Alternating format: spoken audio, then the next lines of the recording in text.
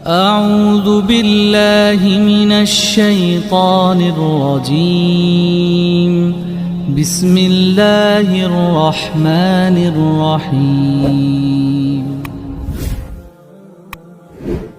اعوذ باللہ من الشیطان الرجیم بسم اللہ الرحمن الرحیم قال اللہ تبارک و تعالی فصل لربک وانحر صدق اللہ العظیم۔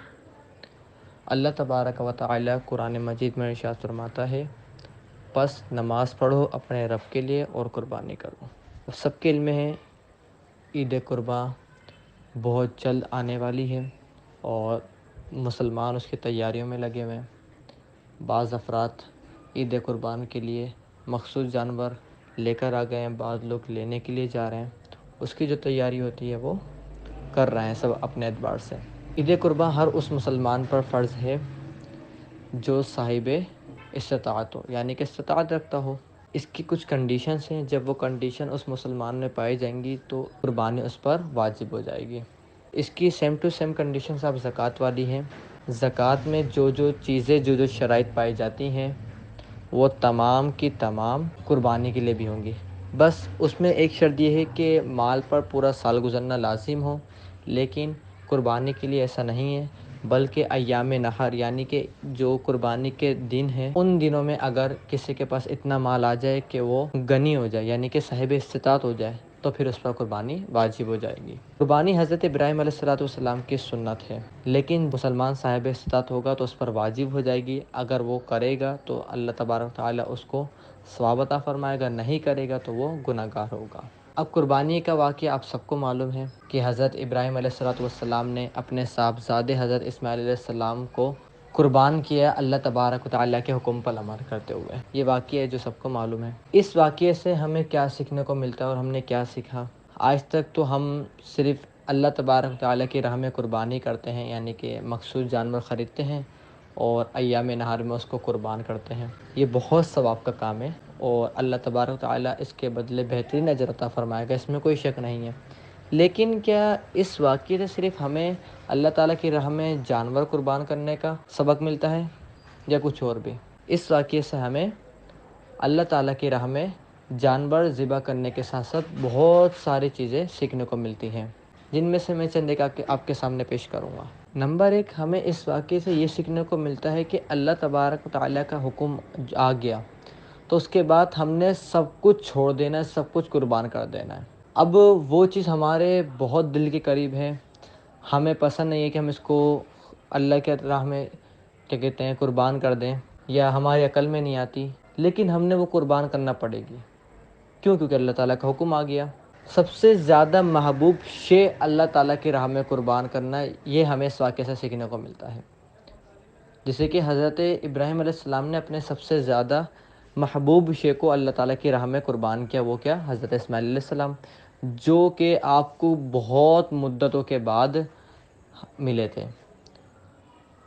حضرت اسماعیل علیہ السلام حضرت ابراہیم علیہ السلام کے بیٹے ہیں، جو کہ آپ کو کئی مدتوں کے بعد ملے تھے اور بہت آپ سے محبت فرماتے تھے حضرت ابراہیم علیہ السلام، لیکن اس کے باوجود جب اللہ کا حکم آیا کہ اپنے بیٹے کو ذبح کرو تو حضرت ابراہیم علیہ السلام نے اللہ تعالیٰ کے حکم پر عمل کرتے ہوئے اپنے صاحبزادے کو ذبح کیا۔ انہوں نے کچھ سوچ و بچار نہیں کی، انہوں نے اللہ تعالیٰ سے دعا نہیں کی کہ یا اللہ یہ میری سب سے پسندیدہ شے ہے، مجھے محبوب ہے، میں بہت پیار کرتا ہوں، یہ مجھے بہت مدتوں بعد ملی ہے، ایسا کچھ بھی نہیں کہا۔ چاہتے اللہ کے نبی تھے، آپ اللہ تعالیٰ سے عرض کر سکتے تھے، لیکن آپ نے ایسا نہیں کیا، بلکہ آپ نے ہم مسلمانوں کی تربیت کے لیے کیا کہ اپنی سب سے پسندیدہ اور محبوب شے کو اللہ تعالیٰ کی راہ میں قربان کر دیا، اللہ تعالیٰ کے حکم پر عمل کرتے ہوئے۔ تو اب ہمیں یہ دیکھنا چاہیے کہ کیا ہم اللہ تعالیٰ کی راہ میں اپنی پسندیدہ شے قربان کرتے ہیں؟ آج کل کا جو ہمارا حال ہے تو پسندیدہ شے تو بہت دور کی بات ہے، ہم اللہ تعالیٰ کی راہ میں اللہ تعالیٰ کے حکم پر عمل کرتے ہوئے اپنی نیند قربان نہیں کرتے۔ ہماری فجر کی نماز قضا ہوتی رہتی ہے اور ہمیں کوئی پرواہ نہیں ہے، ہماری نمازیں چھوٹ جاتی ہیں، ہمیں کوئی ٹینشن نہیں ہوتی۔ اللہ تعالیٰ نے نماز پڑھنے کا حکم دیا ہے، ہم نے سب کچھ چھوڑ چھاڑ کر نماز پڑھنی ہے، لیکن ہم نہیں کرتے، بلکہ ہم نماز چھوڑ دیتے ہیں دوسری چیزوں کے لیے۔ ہماری ظہر، عصر، مغرب، عشاء کی نمازیں نکل جاتی ہیں، چھوٹ جاتی ہیں، ہمیں کوئی ٹینشن ہی نہیں ہوتی، کوئی فکر ہی نہیں ہوتی، بلکہ ہمارے مائنڈ میں بھی یہ نہیں آتا کہ یار میری نماز چھوٹ گئی ہے، مجھے اس کا گناہ ملے گا۔ ایسا کچھ بھی ہمارے مائنڈ میں نہیں آتا، ہمیں کوئی ٹینشن ہی نہیں ہوتی ہے کہ میں نے فجر کی نماز نہیں پڑھی ہے، مجھے عذاب قبر ہوگا۔ اور ہمیں سیکھ کیا ملتی ہے کہ اپنی پسندیدہ شے اللہ تعالیٰ کی راہ میں قربان کرنا ہے۔ نمبر 2، ہمیں اس سے سیکھنے کو ملتا ہے صبر۔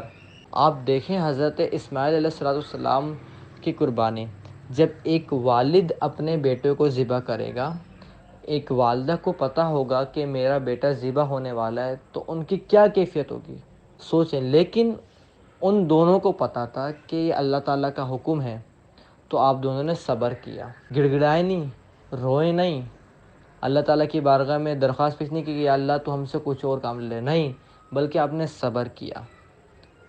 آپ کو معلوم تھا کہ اللہ تعالیٰ کی طرف سے ایک امتحان ہے، آزمائش ہے، تو آپ نے اس پر صبر کیا اور اللہ تعالیٰ کے حکم پر عمل کیا۔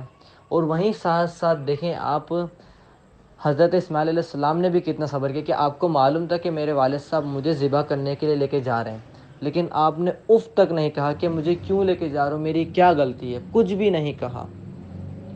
تو صبر بہت امپورٹنٹ چیز ہے۔ آج ہمیں تھوڑی سی تکلیف کیا پہنچ جائے، ہم صبر نہیں کرتے، ہم رونا شروع ہو جاتے ہیں۔ آج ہمارا تھوڑا سا نقصان ہو جائے تو ہم پورے لوگوں کو بتانا، ہم سب کو بتانا شروع کر دیتے ہیں۔ ہماری کنڈیشن، ہماری کیفیت ایسی ہو جاتی ہے کہ لوگوں کو خود اندازہ ہو جاتا ہے، وہ آ کے ہم سے پوچھتے ہیں کہ خیریت ہے، کیا ہوا؟ ہم صبر ہی نہیں کرتے۔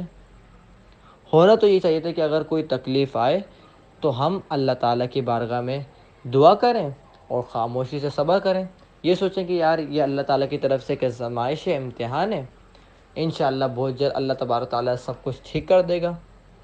ہم صبر نہیں کرتے، بلکہ ہم پاگل ہو جاتے ہیں اور ہماری کیفیت خراب ہو جاتی ہے، تو ایسا نہیں کرنا چاہیے۔ نمبر 3، ہمیں اس سے ایک یہ بھی سبق ملتا ہے کہ تربیت کیسی ہونی چاہیے۔ تربیت کا بہت بڑا فقدان ہے، تربیت اچھے انداز میں ہونی چاہیے، جو کہ آج نہیں ہوتی۔ حضرت اسماعیل علیہ السلام کو پتہ تھا کہ میرے والد صاحب مجھے ذبح کرنے کے لیے لے کے جا رہے ہیں، لیکن اس کے باوجود آپ نے کچھ نہیں کہا۔ کیوں؟ کیونکہ آپ کی تربیت ایسی ہوئی تھی۔ آپ کو پتہ تھا کہ میرے والد صاحب اللہ تعالیٰ کے حکم پر عمل کرنے جا رہے ہیں، تو میں ان کو کیوں روکوں؟ میرے والد صاحب نے مجھ سے کبھی جھوٹ نہیں کہا، انہوں نے کہا ہے کہ اللہ کا حکم آیا ہے کہ ذبح کرنا ہے تو وہ اللہ تعالیٰ کا ہی حکم ہوگا، وہ جھوٹ نہیں بولیں گے۔ کیا تربیت! ساتھ ساتھ آپ یہ دیکھیں کہ حضرت اسماعیل علیہ السلام اپنے والد صاحب کی مدد کر رہے ہیں کہ وہ اللہ تعالیٰ کے حکم پر عمل کر سکے اچھے انداز میں۔ کیا کہ اے ابا جان، آپ مجھے ذبح کرتے ہوئے میرے پاؤں اور ہاتھ باندھ دیجیے گا، کہ ایسا نہ ہو کہ ذبح ہوتے ہوئے میں ہاتھ پہ چلاؤں اور آپ کو تکلیف ہو۔ دوسرا، میرا چہرہ کعبۃ اللہ شریف کی طرف کر دیجیے گا، ایسا نہ ہو کہ جب آپ میری گردن پر چھری چلا رہے ہوں تو آپ میرے چہرے کو دیکھتے ہوئے رک جائیں، آپ کی محبت اللہ تعالیٰ کے حکم پر غالب نہ آ جائے، اس لیے میرا چہرہ دوسری طرف کر دیجیے گا۔ اور ساتھ ساتھ یہ بھی فرما رہے ہیں کہ میری قمیص کو میری والدہ کو دے دیجیے گا تاکہ وہ اس کو دیکھ کے سکون حاصل کریں۔ اب یہاں دیکھیں تربیت کتنی بہترین ہوئی ہے کہ ایک بیٹا اپنے والد صاحب کی اللہ تعالیٰ کے حکم پر عمل کرنے میں مدد کر رہا ہے۔ اور آج یہاں ہم تربیت اس انداز میں کر رہے ہوتے ہیں کہ ہم اپنے آنے والی نسل کو اور جو ہمارے ارد گرد چھوٹے بچے ہوتے ہیں ہم ان کو جھوٹ بولنا سکھاتے ہیں۔ کیسے؟ اس کی مثال میں آپ کو دیتا ہوں یوں کہ جب کوئی شخص ہمارے گھر پر آتا ہے یا اس کو کوئی ہم سے کام ہوتا ہے تو ہم کیا بولتے ہیں کہ بیٹا جا کے منع کر دو کہ بابا نہیں ہے، بیٹا جا کے بول دو کہ ان کی طبیعت خراب ہے، وہ سو رہے ہیں۔ بظاہر تو یہ چھوٹی سی بات ہے، لیکن آپ دیکھیں آپ اپنے بیٹے کو جھوٹ بولنا سکھا رہے ہیں۔ آپ کے بیٹے نے نماز چھوڑ دی، آپ نے اس کو کچھ نہیں کہا، تو اس کو آپ ڈھیل دے رہے ہیں کہ نماز چھوڑنا کوئی بڑی بات نہیں ہے۔ یہ جو ہم کہتے ہیں نا کہ آپ سختی نہیں کر رہے، کچھ نہیں کر رہے، یہ بڑی عمل ہوتا ہے، اس پہ بہت فائدہ مند بات ہوتی ہے یہ کہ آپ نے اس کو کہ کہتے ہیں دین پر عمل کرنے سے کہ بیٹا نماز نہیں پڑھ رہا ہوتا ہم اس کو کچھ بولتے نہیں ہیں، اس کو شے ملتی ہے، وہ یہ سمجھتے ہیں کہ نماز چھوڑنا کوئی بری بات نہیں ہے۔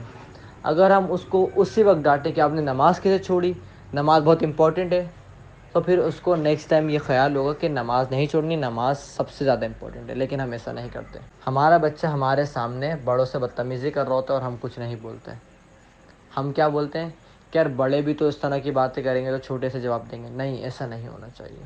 تو تربیت، میں یہ بالکل مانتا ہوں کہ وہ دونوں اللہ تعالیٰ کے نبی تھے، تو ہم ان سے انسانوں کمپیئر نہیں کر سکتے، میں کمپیئر نہیں کر رہا، لیکن وہ انسان بھی تھے، ان کے ساتھ انسانی تقاضے بھی تھے، تو اس لیے اس واقعے سے ہمیں اور بھی بہت کچھ سیکھنے کو مل سکتا ہے۔ میں نے آپ کے سامنے 3 چیزیں پیش کی ہیں۔ نمبر 1، اللہ تعالیٰ کے حکم پر عمل کرنا ہے، چاہے وہ ہماری عقل میں آئے یا نہ آئے۔ اگر اللہ تعالیٰ نے کسی چیز کو ہم قربان کرنے کا تو ہم نے قربان کرنی ہے، وہ چاہے ہمارے دل کے بہت قریب کیوں نہ ہو۔ اگر چھوڑنے کا حکم کہا تو ہم نے اس کو چھوڑ دینا ہے۔ نمبر 2، صبر کرنا ہے تکلیف میں، پریشانی میں۔ نمبر 3، تربیت اچھی ہونی چاہیے۔ اللہ کریم سے دعا اللہ عز و جل ہمیں اس پر عمل کی توفیق عطا فرمائے۔